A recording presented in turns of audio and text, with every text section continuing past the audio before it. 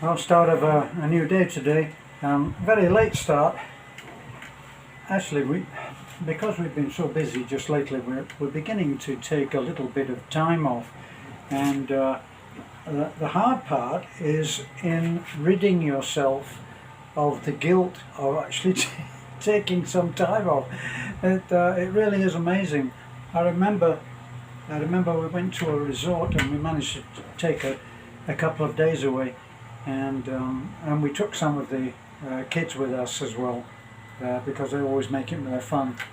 And as soon as we got there, of course, Beth has to, if there's water, Beth has to be in it, and she's in it with all of the kids. And I went down to the pool, and I sat by the pool, and got to understand that we'd been very, very busy, and then we get to this resort. Now, Beth knows what to do.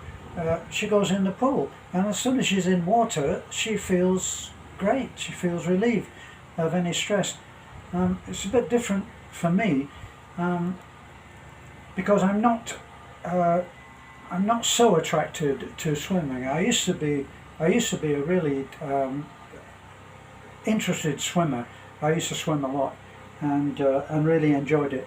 And now that I'm a bit older, if the water is very cold, I'm really not interested.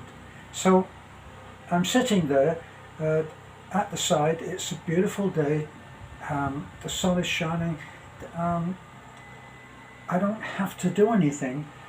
And I remember sitting there watching the kids play, watching Beth in the pool, and then thinking to myself, well, okay, now what? I actually didn't know what to do with doing nothing. So once you get to a certain stage of doing stuff, it becomes compulsive, and you have to force yourself to take some time off. Well, that's what we've been doing. We're still in a process of great change, because we moved from our little guest house. We never cooked anything there. We had a kettle, and we would perhaps have some noodles which we cooked.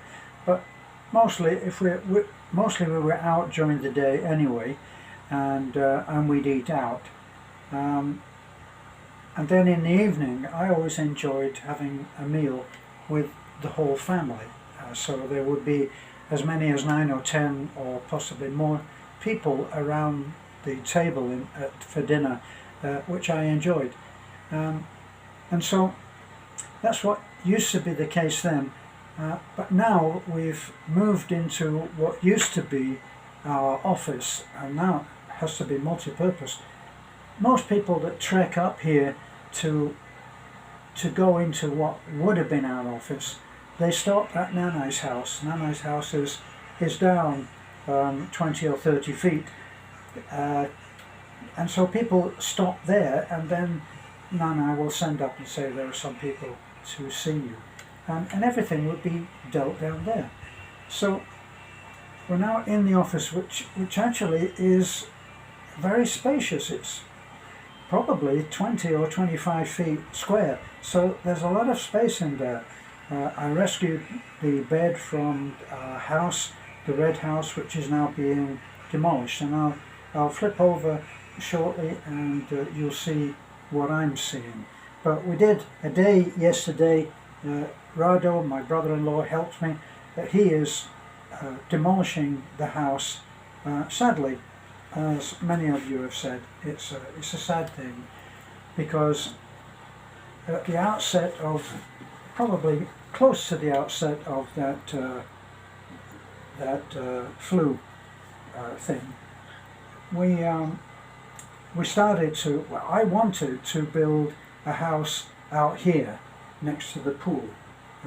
That was if we were staying, but then we got involved in this project with our American John, as Beth always calls him, and now we are not intending to build a house here. But at the time, Beth wouldn't let go of the red house. It meant so much to us, so I completely remodeled it with help, but I completely remodeled it, doing a lot of the work myself, and then some of the other work was done by other competent people. So when the typhoon struck last December, it was a big blow because it ripped the roof off. The structure itself stayed strong, but torrential rain came in after that and just ruined everything, ruined possessions, and so we let go. We let go of that, and now it's being demolished. And so we're in the aftermath of that.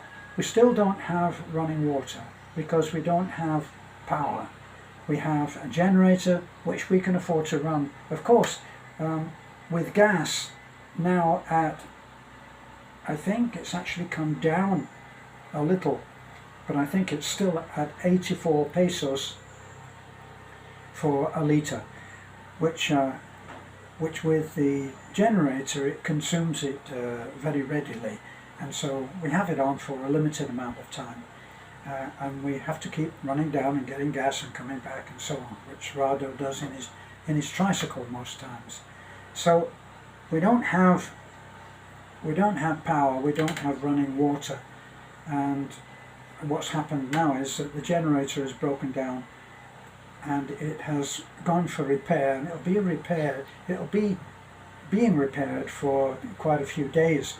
So we've gone on to a smaller generator which we got for the work site, but it's not strong enough to pump the water up from the bottom of the hill where our clean water well is. So that's our situation now. I'll switch over to so that you can see what I'm seeing, and I'll do that now.